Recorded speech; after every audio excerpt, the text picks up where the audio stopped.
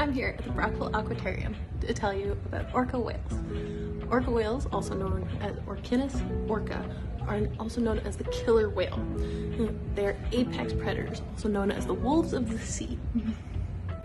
They're highly intelligent creatures, and although they are called whales, they're actually a part of the Oceanus dolphin species, and they are found worldwide in every single ocean. It is because they are found worldwide that while these animals are usually identified by their black and white patches, that their appearances somewhat differ. This is typically due to saline and chemical differences in the water. Female orca whales can grow up to be 7 meters long and 3 to 4 tons, whereas the males are a bit larger. They're 8 meters long and can grow upwards of 6 tons or more. Orca whales reach sexual maturity at about 20 to 21 years old. At this point, male orcas will leave their pods and to go find other females to mate. This prevents inbreeding. The gestation period lasts about 15 to 18 months, and then the calves remain with their mother for about another 2 years. They group care for each other's young, and their lifespan usually reaches about 50 to 80 years, with the females living longer than the males, typically. Unfortunately, 37 to 50% of orca calves die. This is for a variety of reasons, and there have even been cases documented where male orca whales, in order to get a female orca whale back into heat, the male orcas will actually kill the female orca's calves. Orca whales are actually very crucially important for indigenous communities. In some native Canadian communities, orca whale actually represents dead chieftains and their souls. It's their reincarnation. This is very aptly fitting, given that Orcanus is Latin for land of the dead. Despite their nickname of killer whale, killer whales have never actually in the wild killed a human. They pose no threat. There are encounters on occasion where killer whales will bump or try to investigate humans in their natural environment. This is usually just as curiosity. Orca whales also have the second largest brain in the entire planet. This brain is also known as the most gyrified brain, or most wrinkled. The depthest of these wrinkles surpasses that of even humans, and it allows orcas to maintain and withhold a lot of different facts of life. This is also what helps them with their echolocation in order to move in pods and hunt for food.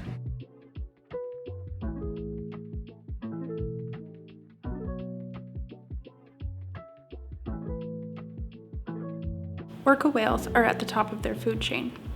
Orcas are also considered one of the most widely ranging mammals in the world, making it incredibly difficult to track their population. The orca population in other parts of the world are fine and thriving. However, here in Canada, pods such as the southern resident BC pod of British Columbia are not. Over the past 20 years, the southern BC pod's numbers have gone down drastically. If these beautiful creatures are apex predators, what is happening to them? What is causing their population to go down? Well, it's us, humans. The only threat to the life of orca whales is caused by the impactions to their ecosystem, impactions that we as humans are responsible for. The biggest problem affecting orca whales is their access to food. In BC, pods along the coast rely mainly on salmon, particularly Chinook salmon of the Fraser River.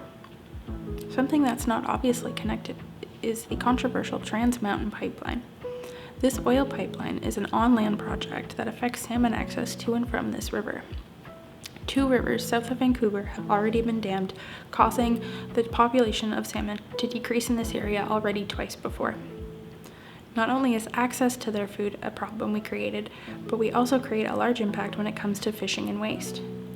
Salmon populations and other food sources for the orcas are wildly overfished, and lax communal legislations around the world make it difficult to regulate the number of orcas and other mammals taken out of the oceans. Fishing also brings up another concern of the improper disposal of fishing tackle.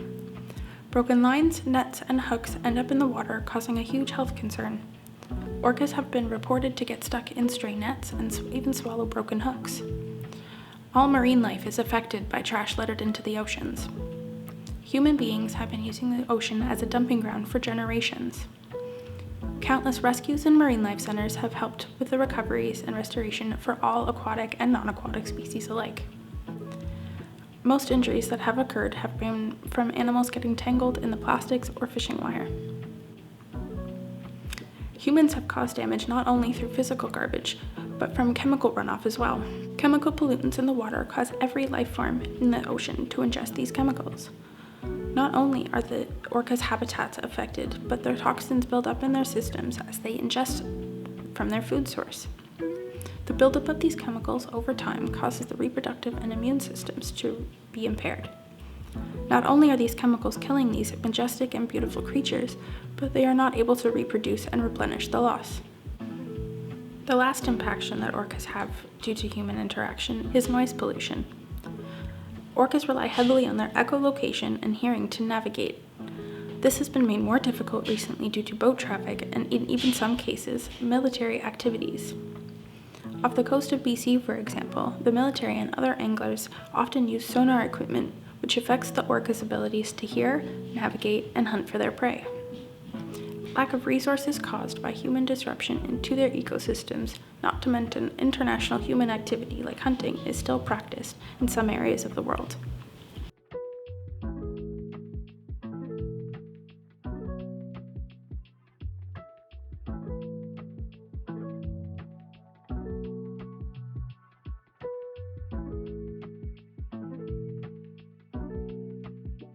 Orca whales are massive creatures that require large bodies of water to thrive and survive. On average, an orca whale will swim 40 miles per day in order to consume the food that it needs and exercise. Orcas have been kept in captivity since around 1961. Whether they are born in captivity or born in the wild, orcas cannot survive in captivity, says Naomi Rose, a marine mammal scientist from the Animal Welfare Institute. A primary indicator for whether a mammal will survive in captivity is determined by how wide their range is in the wild. The more broad the range, the less likely they'll thrive in captivity. That's why zoos are starting to fade out elephant exhibits. Orca whales in the wild can survive on average to 30 to 46 years, some almost double that if they're in good areas where they can eat and exercise. Orca whales in captivity usually only live to about 20 years old. Over 172 orcas have died in captivity, and that's not including the miscarries and the stillborn deaths, which affect over 30 orcas. The small pools orcas are put in at SeaWorld and other parks like this cause severe amount of stress on orcas because when they're not getting along with other whales, they have no room to escape or get away, so they usually end up injured. In the 2013 documentary Blackfish, they followed a wild-caught orca called Tilikum, who had killed one of his trainers at SeaWorld.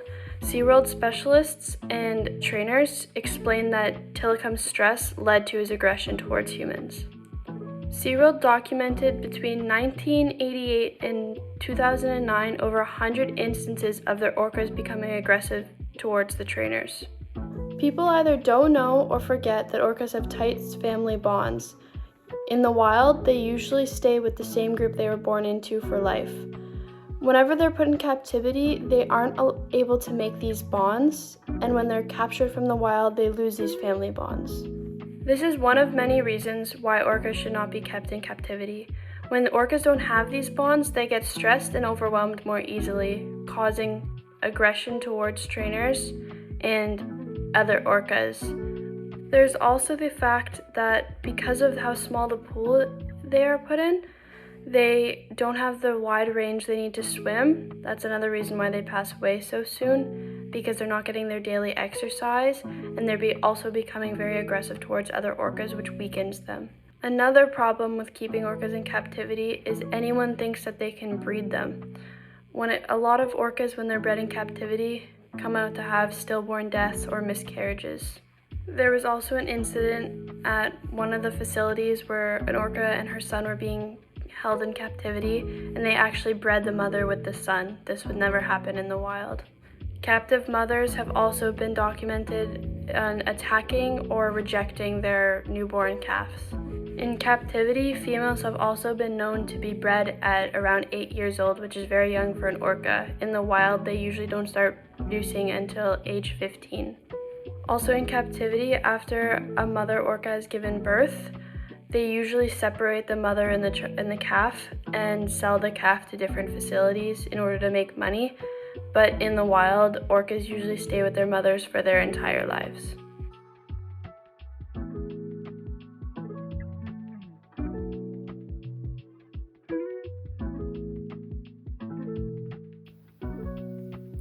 It is estimated that there are around 50,000 orcas globally, and their population are protected under the Marine Mammal Protection Act.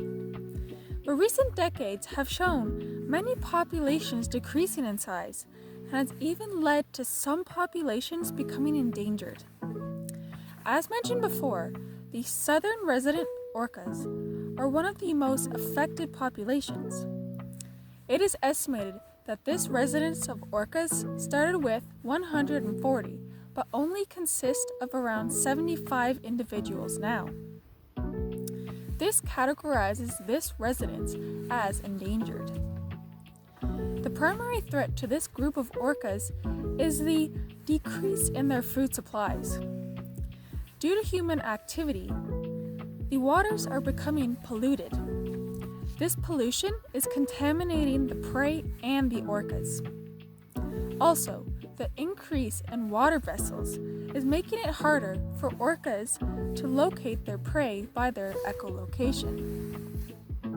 With the current plan to expand the port in Vancouver, this noise is expected to grow, making it harder for orcas.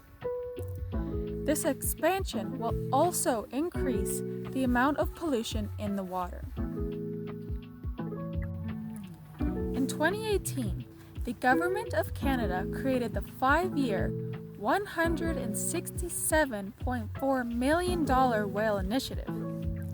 The initiative's main goals were to 1.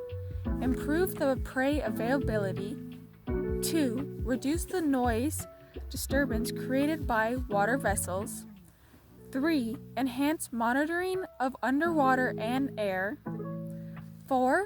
Encourage compliance and strengthen enforcements, and finally, build partnerships for additional action.